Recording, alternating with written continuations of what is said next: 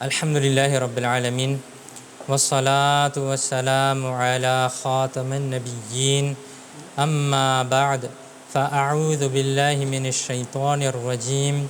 Bismillahir rahmanir rahim. Mes chers frères en islam, répétez à haute voix après moi. As-salatu wassalamu alayka ya Rasulallah. وعلى آلك وأصحابك يا حبيب الله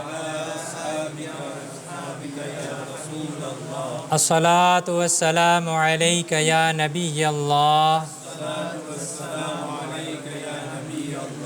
وعلى آلك وأصحابك يا نور الله نويت سنة الاعتكاف. J'ai fait l'intention de la retraite spirituelle surérogatoire en étant dans la mosquée.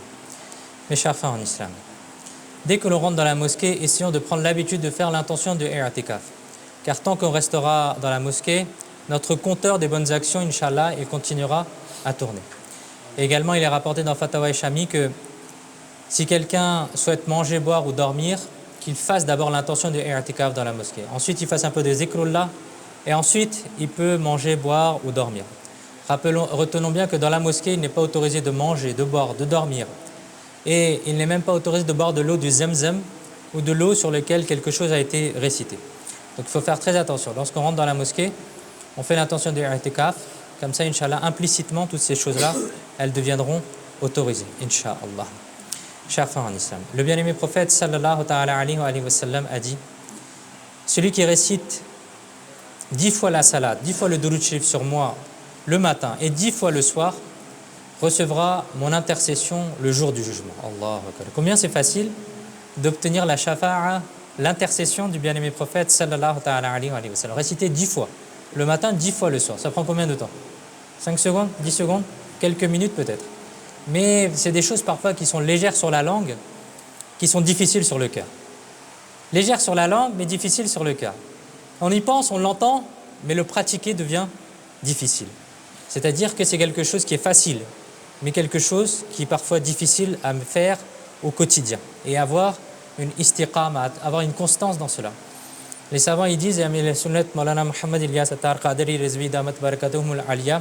le fondateur de Da'wat Islami, il dit Al-istiqamu fawqa al-karama.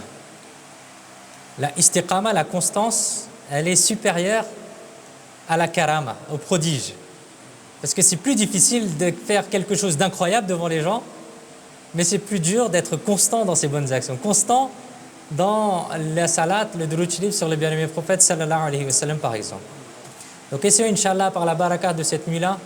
On est venu, on a fait la prière, on a alhamdoulilah écouté le khatmul Qur'an de Hafiz Sab, qu'Allah Azawajal lui rende, qu'Allah Azawajal lui augmente ses degrés et qu'Allah Azawajal lui facilite Inch'Allah son séjour ici.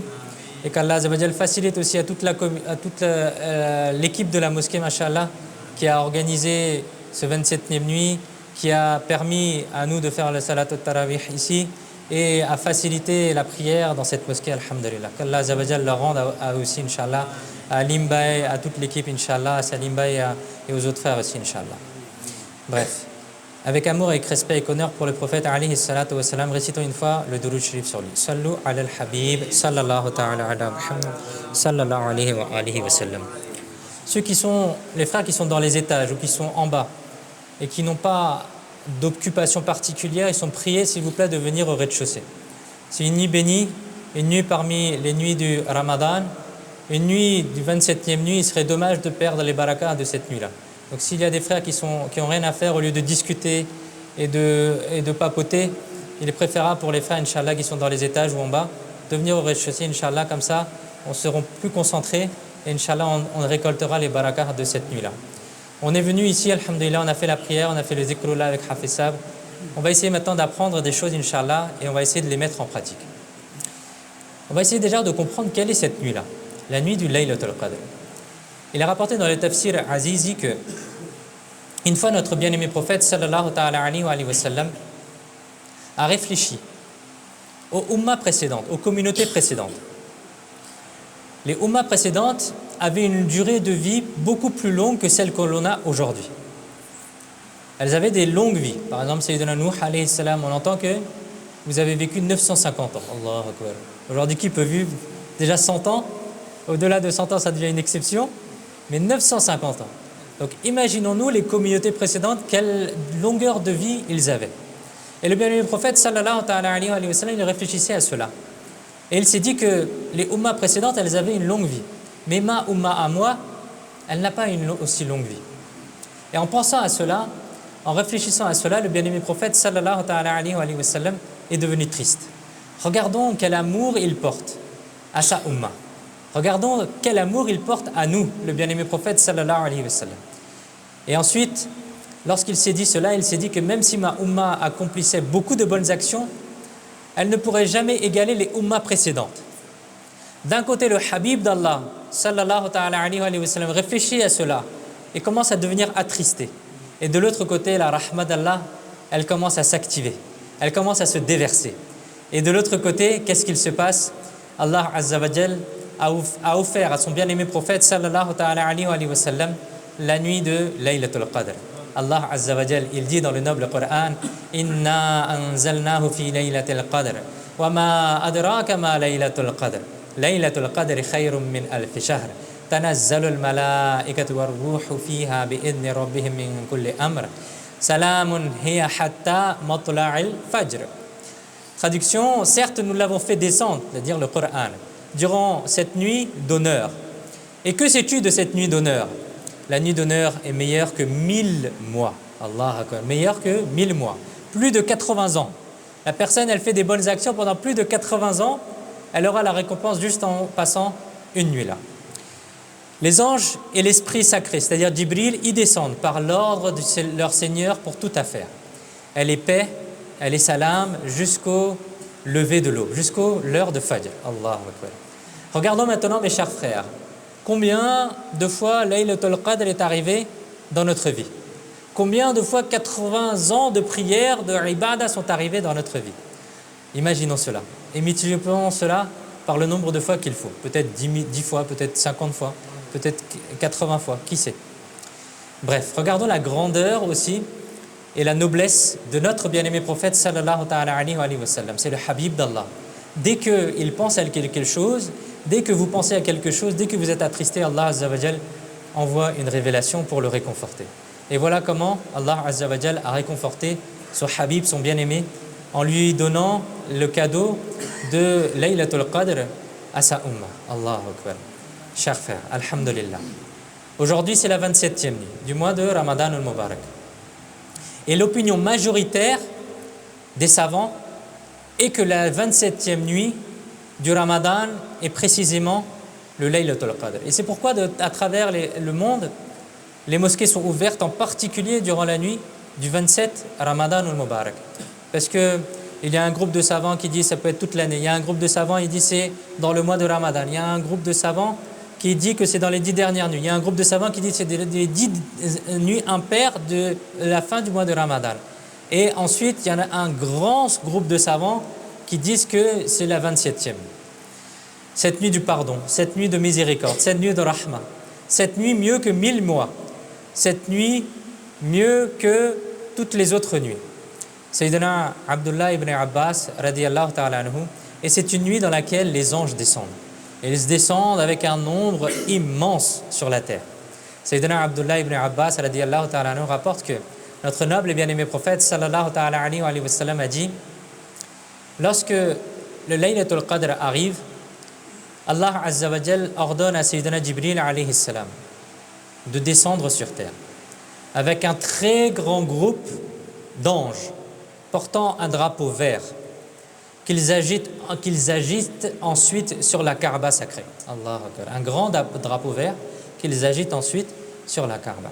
Et selon un récit, le nombre de ces anges, écoutez bien, le nombre d'anges qui descendent durant cette nuit-là, le nombre d'anges dépasse celui des cailloux sur la terre, et ils descendent en portant salam et miséricorde. Allahu Akbar. Le nombre de cailloux qu'il y a sur la terre. Combien il y a de montagnes sur terre? Les montagnes de cailloux, les montagnes de pierres. Combien il y a de pierres rien que sur la terre ici, que l'on a dehors? Des millions et des milliards de cailloux. Et imaginons des milliards d'anges qui descendent sur terre. et ils descendent avec le salam et avec la miséricorde. À qui est-ce qu'ils font le salam? Écoutez bien. Sayyidina Jibril, il dit dans un hadith que Sayyidina Jibril alayhi salam a 100 bras, 100 ailes, dont seulement 2 s'ouvrent cette nuit-là. Ses bras s'étendent vers l'est et vers l'ouest. Puis Sayyidina Jibril alayhi salam, lui qui est l'archange, le chef des anges, ordonne aux autres anges de faire le salam et de serrer la main de tout musulman occupé cette nuit-là dans la prière ou dans le zikr d'Allah et de dire amin à leur dua. Ainsi les anges obéissent à l'ordre de Sayyidina Jibril alayhi salam et cela continue jusqu'au matin. Là on est en train d'écouter le ilm et c'est aussi une forme de dhikr. C'est aussi une forme de zikr, n'oublions pas cela. C'est-à-dire que là, on est assis dans un majlis de zikr aussi.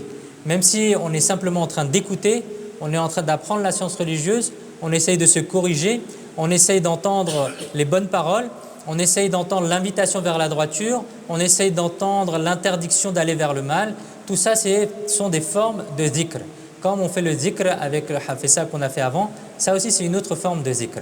C'est-à-dire qu'on fait aussi partie de ces gens-là où Sayyidina Jibril alayhi salam, il a ordonné aux autres anges de serrer la main et de tout musulman occupé cette nuit-là dans la prière ou dans le zikr d'Allah et de dire amin à leur dua. Chers frères en islam, cette nuit est une nuit bénie qu'Allah Azza wa Jal nous accorde par la barakah de cette nuit-là sa maghfira et sa rahma. Amin. Chers frères en islam, étant donné que le Laylatul Qadr est la nuit où le noble Coran a été révélé, à cette occasion, parmi ces enseignements précieux, il y a un enseignement essentiel qui ne s'applique pas seulement à cette nuit-là, à ce mois-là, à un jour particulier, mais à chaque moment de notre vie. C'est un sentiment, un état d'âme dont le noble Coran nous encourage à essayer de toujours avoir. Quel est cet enseignement qu'on va essayer aujourd'hui d'apprendre et de retenir?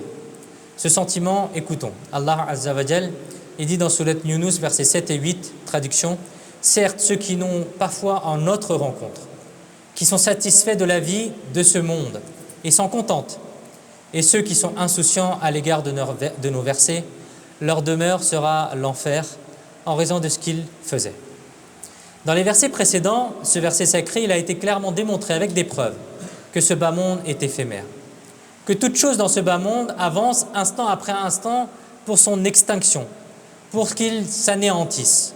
Ensuite, le jour du jugement aura lieu et tout le monde sera présenté dans la cour d'Allah. Et après avoir établi cela avec des arguments solides, ces versets 7 et 8 énumèrent 4 grands défauts de certaines personnes. Quels sont ces 4 grands défauts? Écoutons.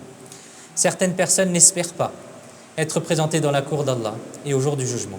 C'est-à-dire, ils ne craignent pas le jour du jugement, ils ne craignent pas de descendre dans la tombe, ils ne craignent pas l'enfer, ils ne craignent pas ils ne désirent même pas obtenir le paradis. Il s'agit là de leur premier défaut. Deuxième défaut, ils affectionnent la vie temporaire de ce bas monde.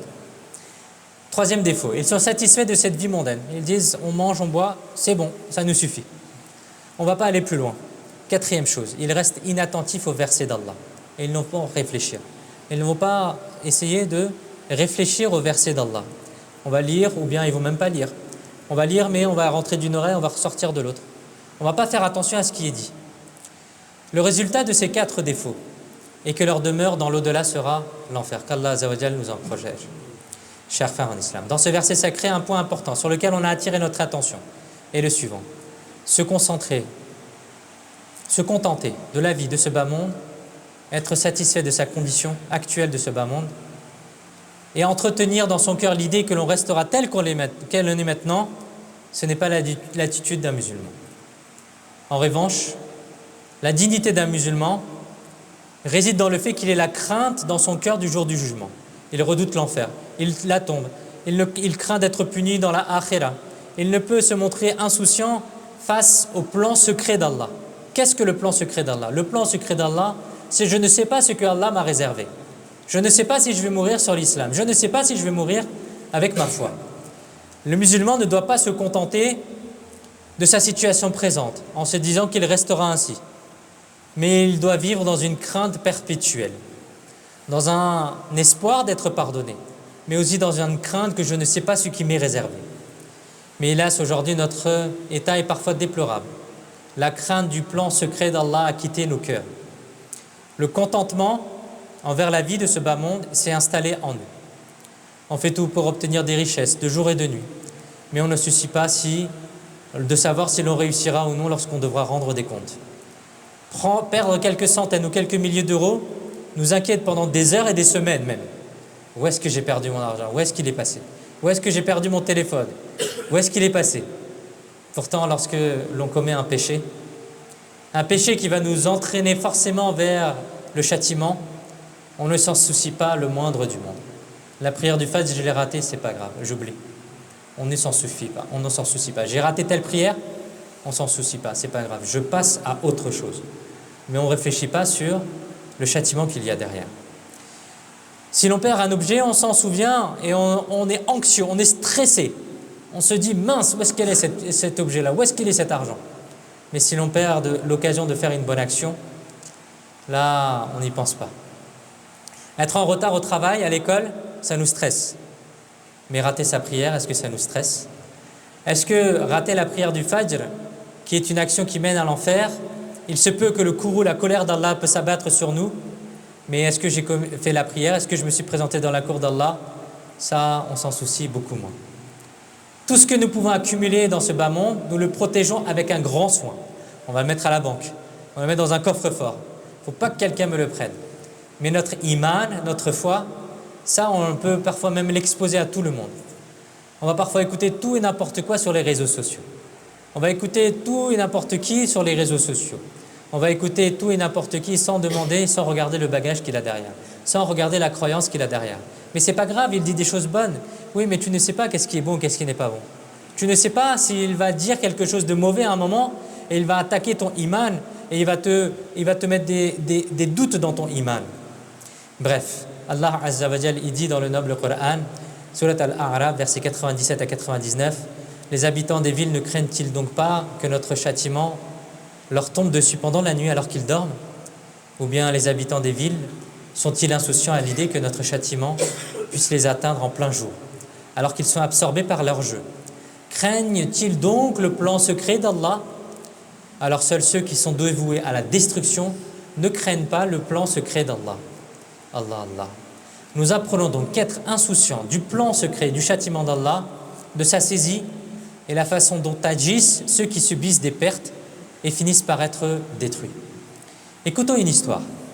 Sayyidina Wahb ibn Munabbih rahmatullahi alayhi dit: parmi les Bani Israël, il y avait 70 zahid. 70 zahid, c'est-à-dire des ascètes, des pieuses personnes, des gens qui se sont retirés de la dunya. Ils ont refusé de rechercher la dunya. Et il n'y avait personne à cette époque de plus pieux que ces personnes-là. Allah Azza wa Jal a donné une révélation au prophète de l'époque en disant que ces 70 zahid, ces 70 ascètes, ces 70 pieuses personnes quitteraient la dunya en devenant non musulmans. Alors le prophète alayhi salam de cette époque, il a demandé étonné: Ya Allah Azza wa Jal, pourquoi ces personnes-là elles vont quitter l'islam alors qu'elles sont très pieuses en apparence? Elles se sont retirées, elles ont refusé la dunya. Alors Allah Azza wa Jal a répondu que c'est parce qu'ils se sont détournés de la crainte de leur propre fin. Ils se sont détournés de quoi? De la crainte de leur propre fin. Ne pas avoir peur de comment est-ce que je vais mourir. Ne pas avoir peur de est-ce que je vais réussir à protéger mon iman? Est-ce que je vais réussir à protéger ma foi? Réfléchissons. Voilà des gens pieux, détachés de la dunya. Il n'y avait personne d'aussi pieux à leur époque. Mais hélas, leur fin a été tragique. Pourquoi? Parce qu'ils sont devenus insouciants. Ils sont revenus satisfaits de leur état. Ils étaient convaincus que leur sort et leur situation resteraient inchangés. Cette confiance, cette insouciance était en réalité une imprudence face au plan secret d'Allah. Et c'est ce qui les a conduits à leur propre perte. Ne pas craindre le plan secret d'Allah, mes chers frères, est un grand péché. Retenons bien cela, que ne pas craindre le plan secret d'Allah, c'est-à-dire se contenter de sa situation, se dire que c'est pas grave, de toute manière je vais mourir sur l'islam, est extrêmement mauvais. En effet, le compagnon du prophète, Sayyidina Ammar ibn Yasir radiyallahu ta'ala anhu, a dit: perdre espoir dans la miséricorde d'Allah. Premièrement, perdre espoir dans la miséricorde d'Allah. Deuxième, désespérer de l'aide d'Allah. Et troisième, se croire à l'abri du plan secret d'Allah. sont parmi les plus grands péchés. Allahu Akbar. Chers frères en islam, nous avons une psychologie étrange. Lorsque nous voyons quelque chose d'étonnant, lorsque l'on entend des choses terrifiantes, lorsqu'il est question des châtiments de l'enfer et des récits concernant le plan secret d'Allah, alors nous avons l'impression que ces paroles ne nous sont pas destinées. C'est fait pour le voisin, c'est fait pour le voisin derrière, c'est fait pour le voisin là-bas. C'est pas pour moi ça, non, c'est lui, il a fait des fautes, je sais. Ça va être pour lui, c'est pas pour moi. Et ça, c'est aussi un piège de Shaitan. Shaitan, il nous bloque notre islah, il nous bloque de nous corriger nous-mêmes. Mais il va essayer de nous faire pointer du doigt les autres gens, en nous disant oh, c'est sûrement pour lui, c'est ça c'est pas pour moi. Ça, ce péché-là, je sais, c'est pour lui. Mais nous, on se dit que c'est pas pour nous, alors que c'est un grand piège, c'est une grande faute. Pourquoi? Hujjatul Islam, l'imam Muhammad ibn Muhammad al-Ghazali, rahmatullahi alayh, il rapporte une histoire très terrifiante. Écoutez bien. L'imam al-Ghazali, rahmatullahi alayh, il écrit que Shaitan, dont le nom est Iblis, a adoré pendant 175 000 ans en étant au 7e ciel. Écoutez bien. Iblis, il était un grand adorateur. Il a adoré pendant 175 000 ans Allah Azza wa Jal en étant au 7e ciel. Il a été élevé parmi les malaïkas, parmi les anges. Il faisait énormément de bonnes actions. Et il était avec Sayyidina Ridwan, alayhi salam, le gardien du paradis pendant 1000 ans. Pendant 1000 ans, il a été le gardien du paradis. Et une fois, Iblis, il a vu, écrit dans un endroit au paradis, qu'il existe parmi les muqarribin, les proches d'Allah, un qui recevra un ordre d'Allah, mais il désobéira. Il recevra un ordre d'Allah, et qu'est-ce qu'il fera? Il désobéira. Iblis, il a demandé à Allah Azza wa Jal, Ya Allah Azza wa Jal, est-ce que je peux maudire cette personne-là? Allah Azza wa Jal lui a donné l'autorisation. Alors, Iblis, il a commencé à maudire cette personne-là.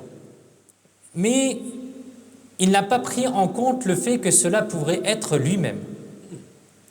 Il ne s'est pas dit que ça pourrait être lui-même. Il était satisfait de sa condition. Et sans crainte face au plan d'Allah, se dire que c'est pour l'autre, c'est pas pour moi. Il a pensé que ce ne s'agissait pas de lui. Alors il a présenté cela. Et Shaitan a maudit ce désobéissant pendant 1000 ans, sans savoir que ce désobéissant était en réalité lui-même. Il se maudissait lui-même.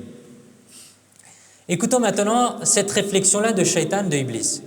Maintenant, écoutons la réflexion des anges. L'imam al-Ghazali, rahmatullahi alayhi, écrit plus loin que un écrit similaire a été lu par Sayyidina Israfil, alayhi salam, un ange. Il l'a lu sur le lawh al-mahfouz, sur la tablette gardée. Et en la lisant, Sayyidina Israfil, alayhi salam, a été submergé par la peur et la crainte. Vous pensiez que cet écrit-là vous était destiné, alors que les anges ne peuvent commettre un seul péché. Ils ne peuvent désobéir à Allah Azza wa Jal. Ils ont été créés avec la lumière. Ils ont été créés pour ne pas désobéir à Allah.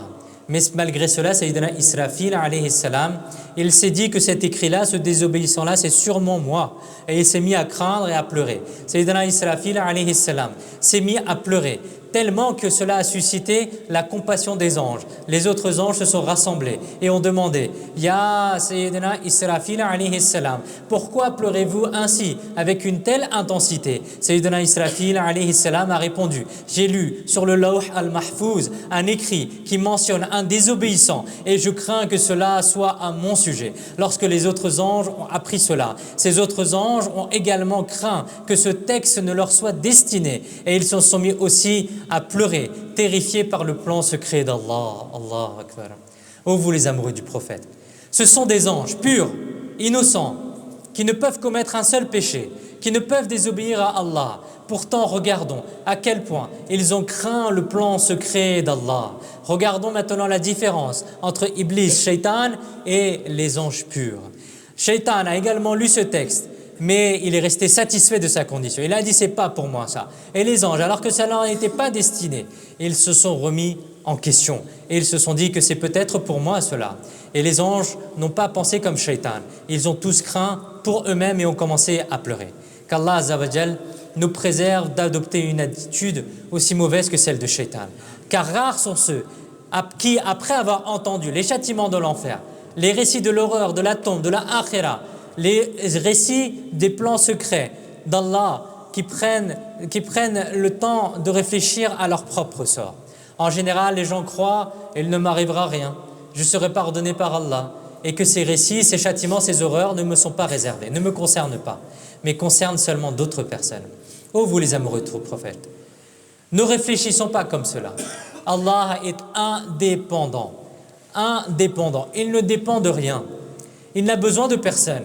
Ce que Allah a préparé comme plan secret, pour moi, c'est à cela que je dois réfléchir.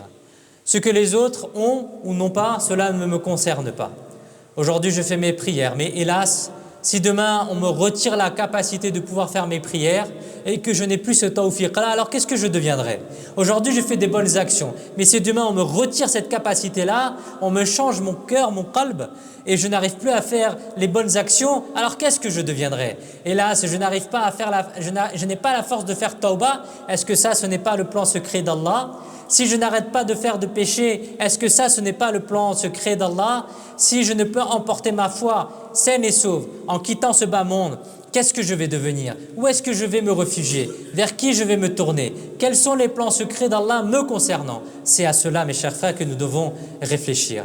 Réfléchir au sort des autres, cela ne me concerne pas. Réfléchir au plan secret d'Allah concernant l'autre personne assise à côté de moi, cela ne me concerne pas. Ce à quoi je dois réfléchir, c'est moi, ma personne, faire muhasaba, faire mon propre muhasaba, réfléchir à ma personne. Est-ce que moi, j'ai passé ma vie dans les bonnes actions? Est-ce que moi, je me suis tenu à l'écart des péchés? Est-ce que moi, je vais me faire pardonner? Est-ce que moi, je vais partir de ce dunya-là avec le iman? Est-ce que moi, je vais partir de cette dunya-là avec la foi intacte ou pas?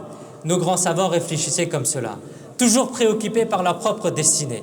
Il est rapporté à propos d'un grand wali Allah, l'imam Hassan al-Basri rahmatullahi alayh, qu'un jour vous avez exposé un hadith sacré qui mentionnait le dernier parmi les habitants du paradis. Le contenu était à peu près celui-là.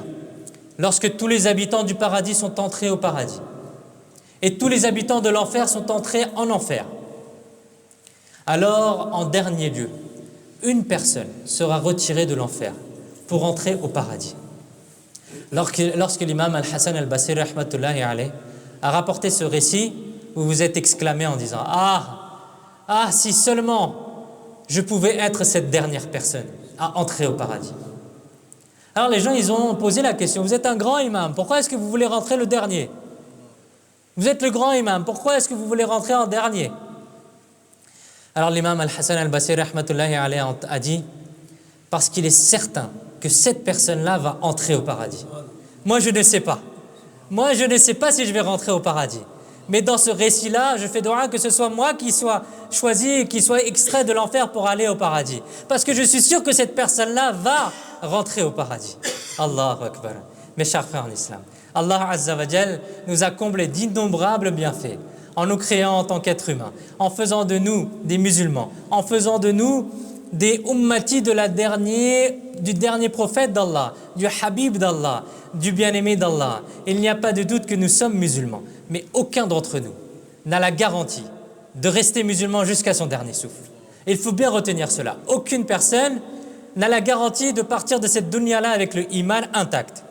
De la même manière qu'un très grand nombre de non-musulmans ont le privilège de se convertir à l'islam. Il existe aussi de nombreuses malheureuses personnes qui meurent en tant que non-musulmans. Et les récits dans les livres sont innombrables. Quant à celui qui meurt en rejetant l'islam, en apostasiant, en devenant ce qu'on appelle murtad, il demeurera éternellement en enfer.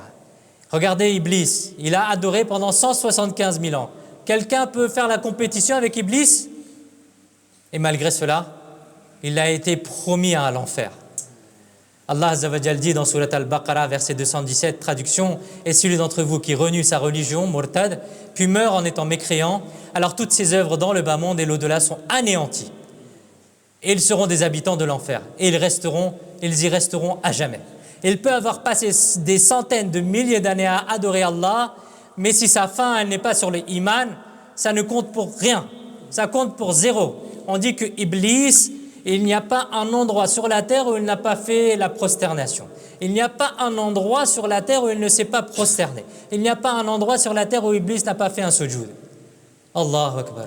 Mais malgré cela, il a désobéi une fois, il a fait du takabbur, il a désobéi, il a manqué de respect à un prophète, alayhi salam, et qu'est-ce qu'il s'est passé? Il a été promis pour toujours à l'enfer. Allahu Akbar.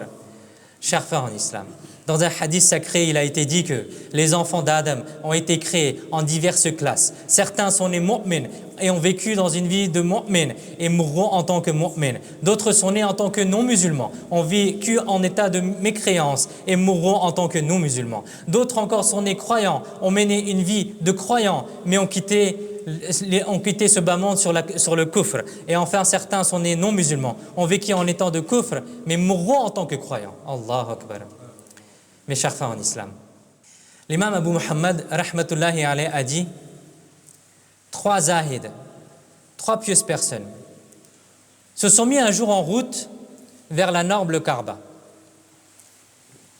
avec l'intention de faire le hajj. 3 personnes avec l'intention de faire le hajj. Écoutons, c'est des zahids, des pieuses personnes, des gens qui ont retiré la dunya de leur cœur. Ils ne veulent pas la dunya, ils veulent juste la satisfaction d'Allah. Ils vont sur le chemin et ils séjournent dans un village de non-musulmans. Et l'un des 3 zahids, il a vu une jeune femme très belle. Et il s'est dit, j'aimerais bien me marier avec elle. Alors il a prétexté des choses à ses 2 autres compagnons. Il leur a dit, non, il faut que je reste, non, je ne peux pas continuer avec vous. Alors qu'ils allaient où? Au Hajj. Ce voyage-là qui pouvait durer des mois à l'époque. Et il s'est dit, non, je veux me marier avec cette femme-là. Alors il a sorti tout plein de prétextes, et pour les laisser partir sans lui. Alors, après qu'ils sont partis, ses 2 autres compagnons, il est allé voir le père de la jeune fille. Il a demandé au mariage. Le père de la jeune fille, il était non-musulman. Il lui a dit, la dot de ma fille est très lourde, tu n'en es pas capable. Mais lui, il avait perdu l'esprit. Et il a dit, quelle est cette dot? Alors son père lui a dit, devenir non-musulman. Allahu Akbar. Devenir non-musulman. Son père lui a dit, devenir non-musulman. Mais malheureusement, ce zahid, ce Tasset, avait complètement perdu la tête pour cette fille non-musulmane. Et poussé par ce sentiment impur, il a abandonné sa foi pour devenir non-musulman. Allahu Akbar. Il a ensuite épousé cette même fille. Mais peu de temps après, en étant dans cet état de kufr, il est mort. Quand ces 2 compagnons sont rentrés du Hajj, ils sont repassés par ce village-là. Alors ils ont demandé des nouvelles de leur 3e compagnon. Qu'est-ce qu'il est? Où est-ce qu'il est? On veut le revoir, il était malade, il n'était pas bien, qu'est-ce qui se passe?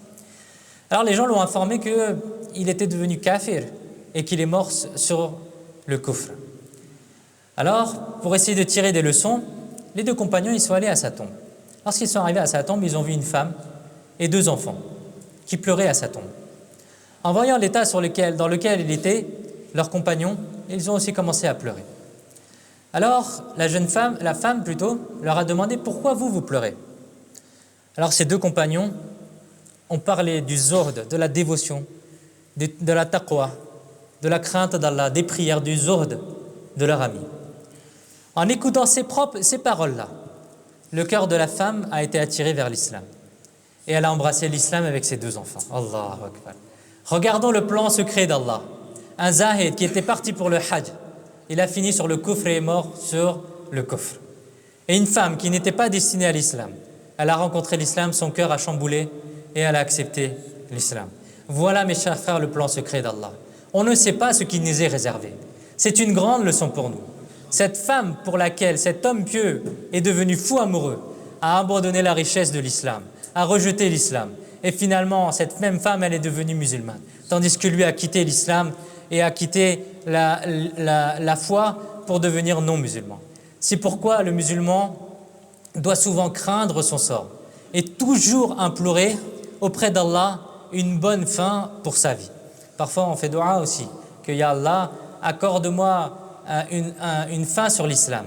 Accorde-moi un cœur qui ne change pas, un cœur après lequel il n'y ait pas de changement, un cœur après lequel il ne revienne pas sur quelque chose de mauvais. Craignons, mes chers frères, le plan secret d'Allah.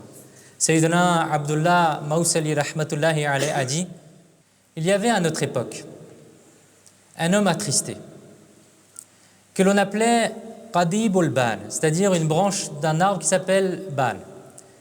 En raison du respect, de la crainte et de la majesté qu'il inspirait, personne n'osait lui parler. Il pleurait beaucoup. Il avait du mal à parler aux gens.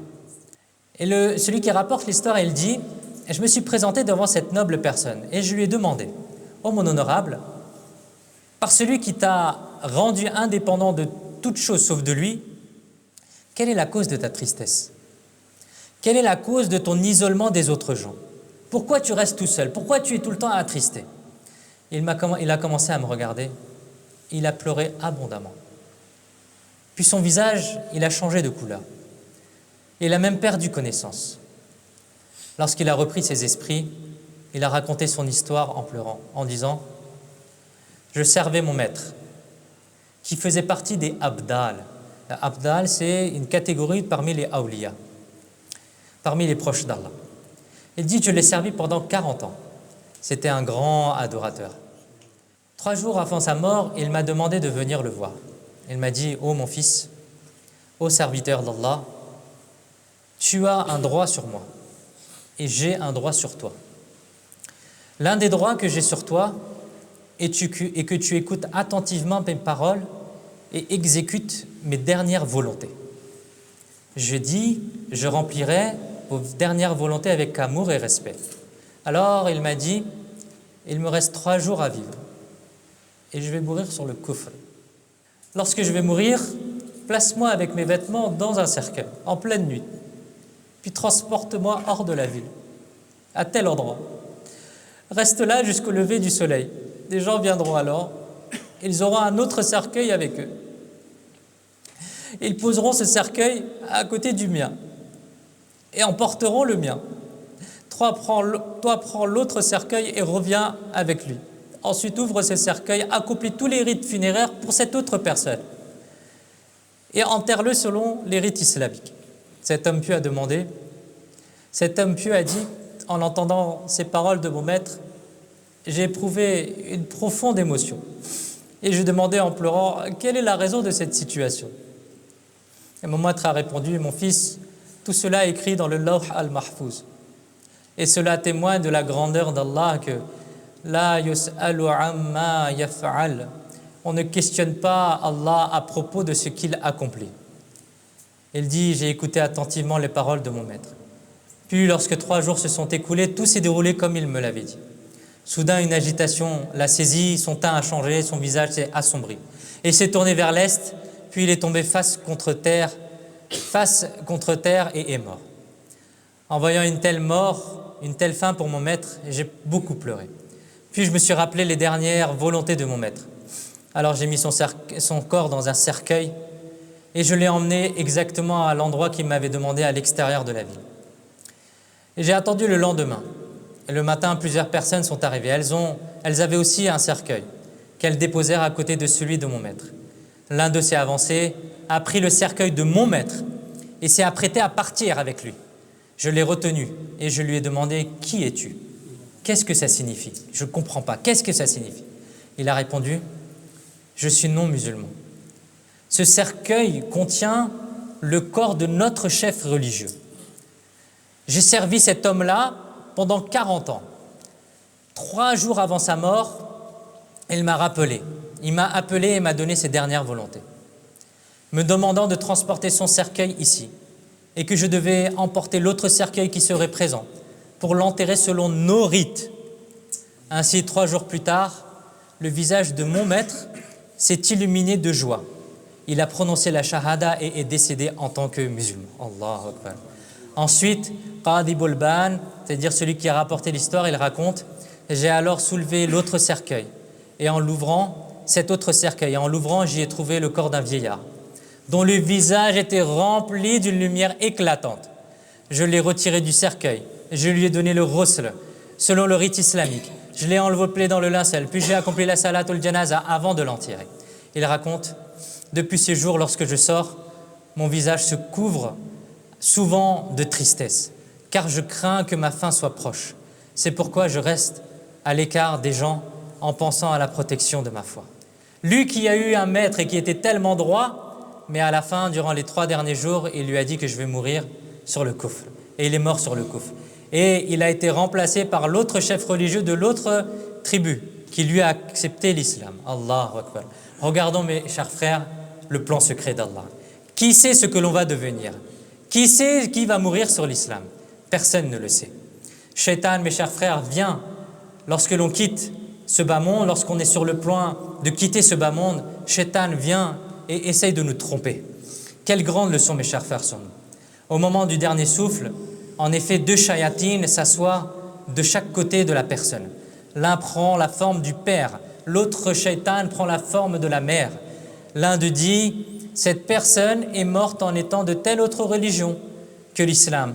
Toi aussi accepte cette autre religion, car eux jouissent là-bas d'un grand confort.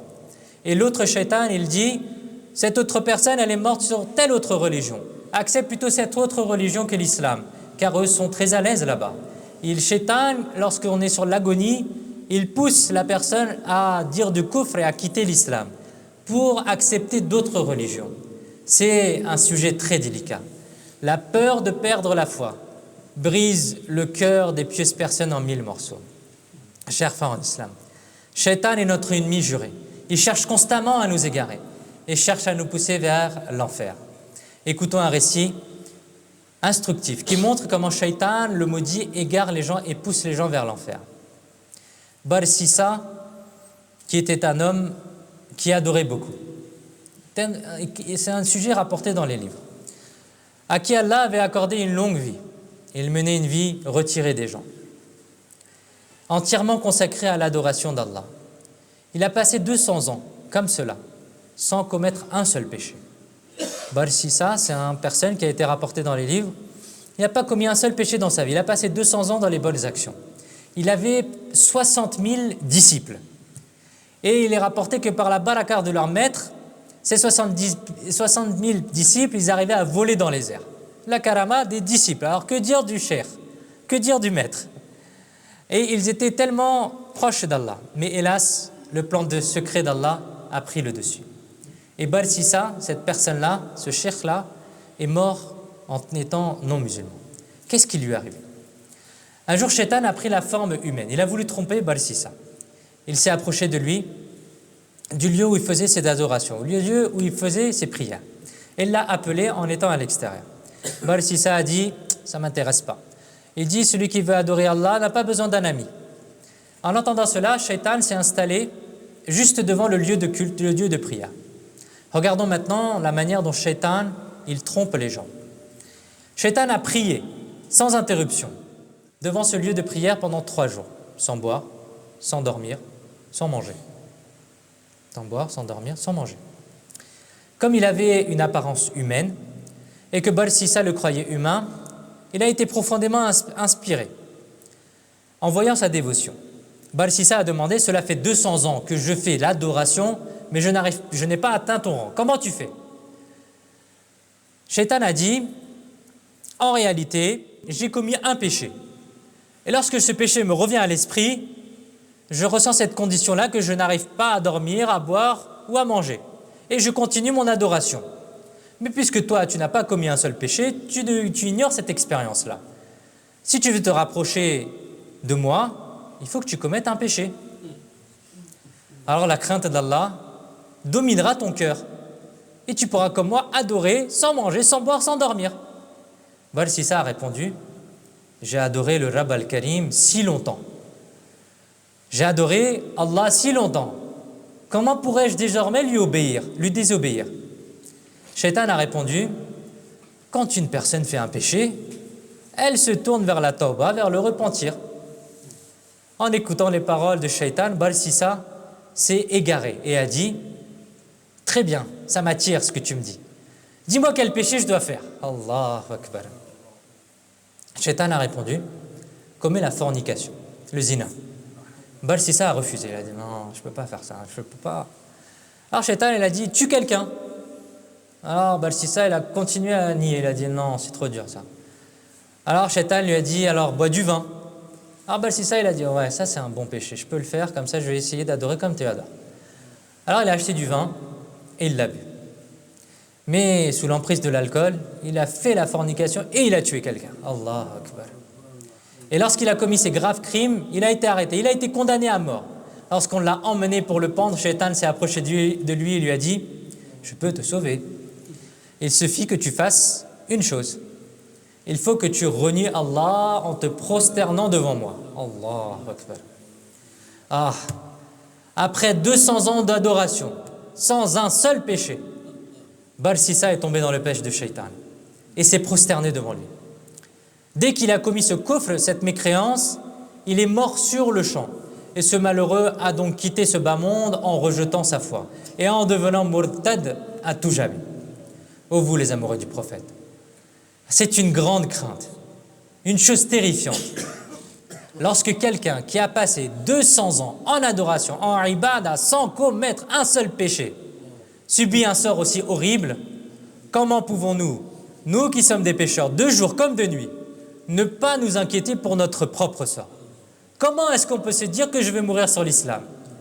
Comment on peut se dire que je n'ai rien à craindre? Comment on peut se dire qu'il n'y a rien à changer dans mon comportement? Comment on peut se dire que je n'ai rien à changer dans mes habitudes? Chers frères en islam, si seulement nous avions le souci de préserver notre foi, et si seulement notre cœur était toujours envahi par la crainte d'une mauvaise fin, et que l'on soit continuellement pris par l'envie de faire tauba, par l'envie de nous repentir, par l'envie de faire des bonnes actions, par l'envie de faire le istighfar durant toute la journée. Que nous fassions sans arrêt la dua pour la protection de notre foi. Ce qui est une source d'inquiétude profonde, c'est d'être négligent dans la protection des biens mondains pour causer des pertes. La foi exige un soin encore plus particulier que nos biens, que notre maison. On met le verrou, on cadenasse la porte en sortant de chez nous. On cadenasse l'argent que l'on a pour le protéger. Est-ce qu'on en a cadenassé notre foi? Est-ce que l'on a essayé de protéger notre foi? Comme l'a dit Sayyidi ala Hazrat l'imam Ahmad al-Zakhar rahmatullahi alayh, les savants affirment que celui qui ne craint pas pour la sécurité de sa foi est en grand danger de la perdre au moment de la mort. Allahu Akbar. La personne qui ne craint pas, qui se dit que tout va bien et tout va aller bien, elle ne craint pas qu'un jour je peux perdre peut-être la foi, eh bien lui il faut qu'il se pose des questions parce qu'il est en grand danger. Chers frères en islam, il est très important de se soucier de sa fin. Hélas, celui qui aura une mauvaise mort, c'est-à-dire celui qui perdra sa foi au moment de la mort ou qui quittera ce bas monde dans un état de kufr, est-ce que vous savez ce qui lui est réservé? Écoutons bien. La tombe l'écrasera. Les parois de la tombe l'écraseront. Les côtes qui sont d'un côté et les côtes qui sont de l'autre s'entrelaceront, comme on met les doigts d'une main dans les doigts dans l'autre main. Et il y a d'autres châtiments encore plus douloureux. Le jour du jugement, qui durera 50 000 ans, sera passé dans les pires horreurs. Puis le kafir sera traîné, la tête la première est jetée en enfer. Puis ceux qui sont musulmans, mais qui étaient en enfer à cause de leurs péchés. Parce que l'enfer, il n'est pas directement promis à chaque musulman. Et il y aura un certain nombre de musulmans qui iront d'abord en enfer pour expier leurs péchés. Ensuite, après un certain temps, ils iront au paradis, s'ils sont morts sur l'islam. Mais le paradis n'est pas promis à tout le monde directement. Et le plus petit châtiment de l'enfer, c'est quoi? C'est qu'on lui portera des chaussures en enfer par lesquelles même son cerveau se mettra en ébullition. Comme une casserole, on est en train de la faire bouillir. Et il se dira que j'ai le châtiment le plus grand de l'enfer, alors que ce sera le châtiment le plus petit de l'enfer. Allahu Akbar. Mes chers frères en islam, il est dit dans Bahar al-Shari'at, puis à la fin, pour les mécréants, il sera ainsi, on l'enfermera dans un coffre de feu à la hauteur de sa taille. Puis le feu, il sera allumé et un cadenas de feu, il sera mis. Puis ce coffre de feu sera mis dans un autre coffre de feu et un feu sera allumé dans ce deuxième coffre de feu et un cadenas de feu sera mis sur ce coffre. Puis ce coffre de feu sera mis dans un troisième coffre de feu et un cadenas de feu sera mis dessus. Alors chaque mécréant pensera qu'il ne restera plus personne dans le feu à part lui. Et ceci est un châtiment au-dessus d'un autre châtiment. Et désormais, il y aura pour lui un châtiment éternel. Qu'Allah Azza wa Jalla nous en préserve. La mort ensuite, mes chers frères, sera abattue. Après que les gens seront tous en enfer et ceux qui doivent aller tous au paradis seront tous au paradis. Qu'est-ce qu'il se passera? Les gens seront appelés par un mu'adhin et ils se présenteront tous, les gens du paradis et de l'enfer. Et il sera amené la mort sous la forme d'un bélier. Et le mu'adhin demandera, est-ce que vous savez c'est quoi? Alors les gens du paradis et de l'enfer diront, oui, on sait, c'est la mort. Alors elle sera abattue et l'annonce sera faite suivante, ô habitants du paradis, c'est l'éternité, plus de mort désormais. Ô habitants du feu, c'est l'éternité, plus de mort désormais. À ce moment-là, les habitants du paradis seront dans une joie immense, tandis que les habitants de l'enfer seront dans un chagrin profond. Les 4 causes, mes chers frères, d'une fin mauvaise. Certains savants affirment qu'il existe 4 causes d'une mauvaise mort. Premièrement, la paresse dans la prière. La paresse dans la prière.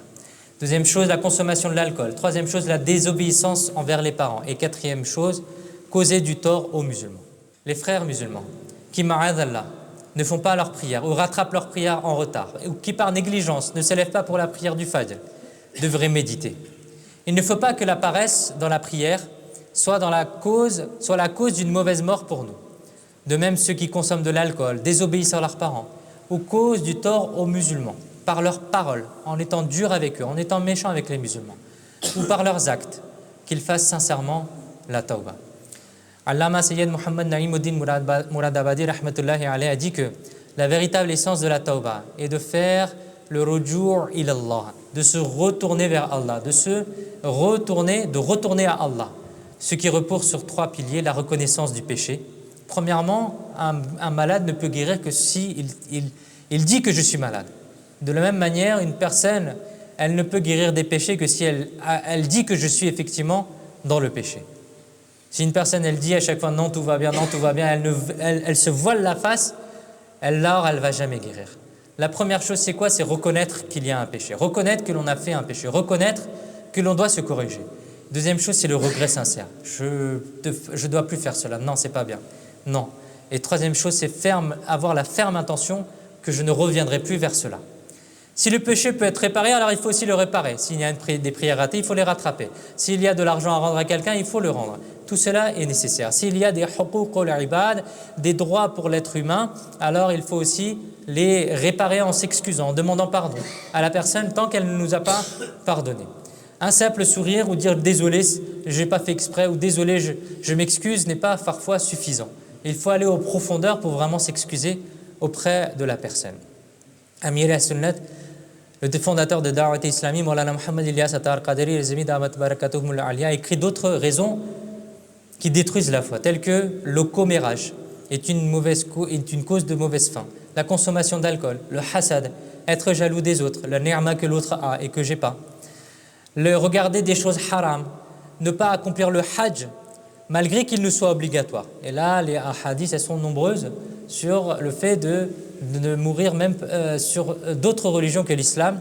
Et le prophète alayhi salatu wassalam a dit dans le sens que celui qui n'a pas accompli le hajj et qui meurt comme cela, alors qu'il en avait la capacité, qu'il meurt de telle autre religion ou telle autre religion, cela nous importe peu. C'est-à-dire que même s'il ne meurt pas sur l'islam, ça nous importe peu. L'obligation du hajj. Être absorbé dans les conversations lors de l'appel à la prière. Ça aussi, c'est quelque chose qui peut mener à une mauvaise fin, à une mauvaise mort. Donc lorsqu'il y a l'appel à la prière, motus et bouche cousue, on ne dit plus rien, on n'a plus le droit de parler, Inch'Allah. Et tricher dans la balance lors de la pesée fait aussi partie des causes qui mènent à une mauvaise fin. Mes chers frères en islam, cette nuit est la nuit de la tawbah. On a écouté à quel point le plan secret d'Allah nous est caché. C'est une nuit où on doit demander le pardon et la miséricorde d'Allah. La nuit où on se présente humblement dans la cour d'Allah, en paix avec lui. En paix avec lui, signifiant qu'on doit devenir son serviteur agréé, sincère et obéissant. Ce sont les heures bénies de Ramadan al-Mubarak. Tournons-nous donc vers la tawbah. Aujourd'hui, repentons-nous, sincèrement, réfléchissons à ce que l'on doit corriger et prenons la ferme résolution de ne plus jamais nous laisser aller à faire des péchés. Inch'Allah, faisons l'intention par exemple qu'on va accomplir toutes nos prières à partir de maintenant sans jamais en rater une dans son temps prescrit. Inch'Allah. On va arrêter de dire des mensonges. Inch'Allah. On va s'abstenir de faire la riba, de la médisance de l'autre frère ou de l'autre sœur. Inch'Allah. On va éviter les commérages. On va arrêter de faire le hasad si on a cette mauvaise maladie. Arrêtons de faire du tort à nos frères musulmans. Et faisons attention à toujours rester éloignés des péchés et des mauvaises fréquentations. Inch'Allah. En cette nuit bénie, qui sait notre tawbah si elle est acceptée? Peut-être notre livre des mauvaises actions sera effacé aujourd'hui. et qu'Allah Azza wa Jal fasse que l'on ait une tauba sincère, une taubatun nasuha, une tauba après laquelle il n'y a plus de retour vers le péché. Chers frères en islam, l'imam Al-Ghazali rahmatullahi alayhi a dit: si tu souhaites une bonne fin, passe toute ta vie dans l'obéissance d'Allah et évite tous les péchés. Il est essentiel que tu ressentes une crainte profonde, comme celle des arifin, au point que cette crainte suscite en toi un grand chagrin et te maintienne toujours dans la grande tristesse. Il ajoute encore: tu dois toujours être occupé à préparer une bonne fin. Sois constamment engagé dans le zikr d'Allah. Élimine sincèrement l'amour du bas monde de ton cœur. Protège tes membres ainsi que ton cœur des péchés. Et évite autant que possible de voir des mauvaises personnes, car cela affecte le cœur et peut attirer ton esprit vers elles. Bref, mes chers frères, il existe de nombreux wird et wazaïf aussi pour essayer de faire la tauba. Par exemple, dire Ya Hayyu Ya Qayyum La ilaha illa ant, ou dire Astaghfirullah, ou dire Allahumma ighfirli, etc., etc. Essayons, mes chers frères, durant cette nuit-là, de revenir vers Allah et d'inviter aussi les autres. Parce que souvent, c'est quelque chose que l'on néglige aussi. Il y a peut-être parfois une personne qui va faire ses prières correctement à la maison. Le Fajr, il y a une personne qui le fait dans la maison, tout le monde dort. Pourquoi? Est-ce qu'il n'est pas temps peut-être de faire un effort sur eux et de leur expliquer, de leur dire que mon cher frère, mon fils, mon enfant, est-ce que c'est pas mieux que tu fasses la prière, tu passeras une belle journée. Mon fils, tu passeras, Inch'Allah, une bonne journée si tu fais la prière. Car il y a baraka dans le matin. Le bien-aimé prophète sallallahu alayhi wa sallam a fait dua pour sa umma qu'il y ait la baraka dans le matin. Donc se lever tôt, faire sa prière à l'heure, va voir que cette personne-là, elle arrive à accomplir plus de choses dans sa journée que si elle a raté son fajr. Elle n'arrive pas, le temps il passe, elle ne va pas réussir à rattraper toute la journée. Qu'Allah Azza wa Jal nous permette de retenir ce que nous avons entendu et de le propager aux autres. Amin, bijahi nabil yamin, sallallahu ta'ala alayhi wa sallam. Sallu ala al-habib, sallallahu ta'ala ala Muhammad, sallallahu alayhi wa sallam. Sallallahu alayhi Ya Nabi, salam alayka, Ya Rasul, salam alayka, Ya Habib, salam alayka, salawatullah alayka, salawatullah عليك طلع البدر علينا من ثنيعات الوداع وجب الشكر علينا ما دعا لله داعي يا نبي سلام عليك يا رسول سلام عليك يا حبيب سلام عليك صلوات الله عليك صلوات الله عليك اے علیم خفت قسمت تھام کر دامان رحمت ہم سب مانگتے ہیں اپنی حاجت باز ہو باب اجابت یا نبی سلام علیکہ یا رسول سلام عليك يا حبيب سلام عليك صلوات الله عليك صلوات الله عليك يا حبيبي يا محمد يا روث الخافقين يا مؤيد يا ممجد يا إمام القبلتين يا نبي سلام عليك يا رسول سلام عليك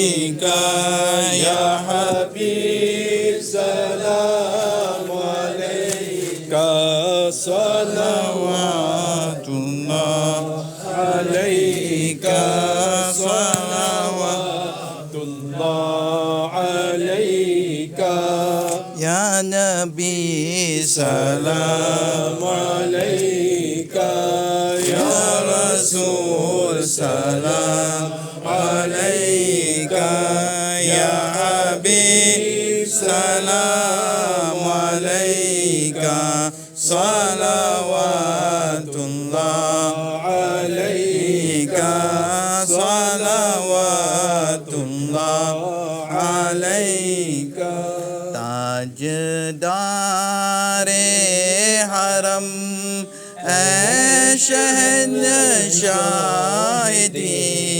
تم پہ ہر دم کروڑوں درود در سلام ہو نگاہ کرم ہم پہ سلطان دی تم پہ ہر دم کروڑوں درود در سلام دور رہ کر نہ دم ٹوٹ جائے کہیں دور رہ کر نہ دم ٹوٹ جائے کہیں کاش طیبہ میں میرے ماہ مبین دفن ہونے کو مل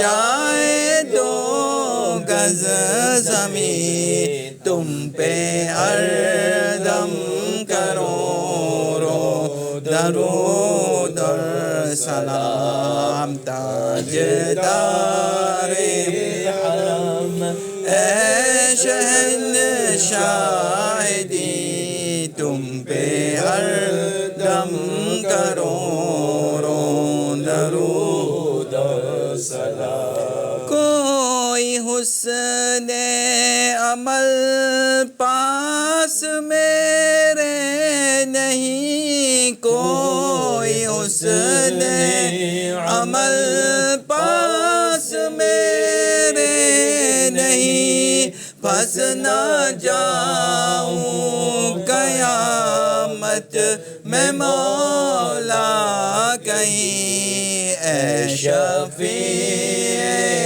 امم لاج رکھنا تمہیں تم پہ ہر دم کروڑوں درود اور سلام تاجدار حرم اے شہنشاہ دی تم پہ ہر دم کروڑوں درود اور سلام موت کے وقت کر دو نگاہ کرم موت کے وقت کر دو نگاہ کرم کاش اس شان سے یہ نکل جائے دم سنگ در پہ تمہاری ہو میری جبیں تم پہ ہر دم کروڑوں درود اور سلام تاجدار حرم اے شہنشاہ دی تم پہ ہر دم کروڑوں درود اور سلام ہو نگاہ کرم ہم پہ سلطان دے تم پہ گردم کرو غوث اعظم امام الدقا والنقا غوث اعظم امام الدقا والنقا का जलवाए शान कुदरत पे लाखों सलाम डाल दे क़ल्ब में अज़मत मुस्तफ़ा सैयदी आला हज़रत पे लाखों कि मुझसे खिदमत के खुद से कहेगा रज़ा मुझसे खिदमत के खुद से कहेगा रज़ा वो रज़ा आला हज़रत बरेली के शान जिनके घर हर अदा सुन्नत मुस्तफ़ा ऐसे पे रे तरीक़त पे ला सलाम लाखों सलाम लाखों सलाम लाखों सलाम लाखों सलाम अस्सलातु वस्सलामु अलैका या सय्यदी या रसूल अल्लाह अस्सलातु वस्सलामु अलैक عليك يا سيدي يا حبيبي يا نبي يا رحمة للعالمين صلى الله تعالى عليه وسلم الفاتحة الحمد لله رب العالمين والصلاة والسلام على أشرف الأنبياء وسيد المرسلين سيدنا ونبينا محمد وعلى آله وأصحابه وأزواجه وذرياته وأهل بيته وبارك وسلم اللهم رب اغفر وارحم وأنت خير الراحمين اللهم أعنا على تلاوة القرآن وعلى ذكرك وذكر حبيبك وشكرك وحسن عبادتك اللهم نور قلوبنا بنور القرآن اللهم زين أخلاقنا بزينة القرآن اللهم ارزقنا شفاعة القرآن وارزقنا شفاعة نبيك محمد صلى الله تعالى عليه وسلم اللهم ربنا آتنا في الدنيا حسنة وفي الآخرة حسنة وقنا عذاب النار وقنا عذاب القبر وقنا عذاب الحشر وقنا عذاب السكرات وقنا عذاب جهنم اللهم اجرنا من النار اللهم اجرنا من النار اللهم اجرنا من النار اللهم ربنا إنك عفو كريم حليم تحب العفو فاعف عنا فاعف عنا فاعف عنا يا رب العالمين اللهم آت نفوسنا تقواها وزكها أنت خير من زكاها اللهم رب ارحمهما كما ربيانا صغيرا اللهم أعز الإسلام والمسلمين اللهم انصر إخواننا والمسلمين وفي سائر بلاد المسلمين اللهم اشف مرضاهم اللهم يا حل المشكلات اللهم يا دافع البليات اللهم يا قاضي الحاجات اللهم يا شافي الأمراض اللهم يا خير الرازقين اللهم يا أرحم الراحمين رب أني مغلوب فانتصر حسبنا الله ونعم الوكيل نعم المولى ونعم النصير اللهم رب ارحمهما كما ربيانا صغيرا اللهم ربنا اغفر لنا ولوالدينا ولجميع المؤمنين والمؤمنات والمسلمين والمسلمات الأحياء منهم والأموات اللهم ربنا أنزل الرحمة والبركة والسكينة وعلى هذا المسجد وعلى جميع الحاضرين وعلى جميع المسلمين والمسلمات رضينا بالله ربا وبالإسلام دينا وبمحمد صلى الله تعالى عليه وسلم نبيا ورسولا اللهم ارزقنا مغفرة شهر رمضان الفداء الوداع يا شهر رمضان الوداع الوداع يا شهر المغفرة يا شهر البركة